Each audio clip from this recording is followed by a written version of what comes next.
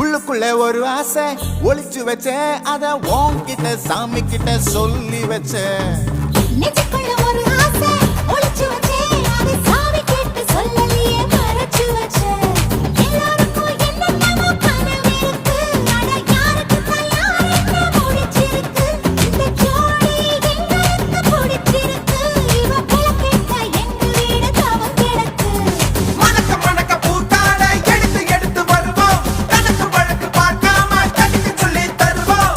ஆடுவோம் பாடுவோம் கொண்டாடுவோம் கூடுவோம்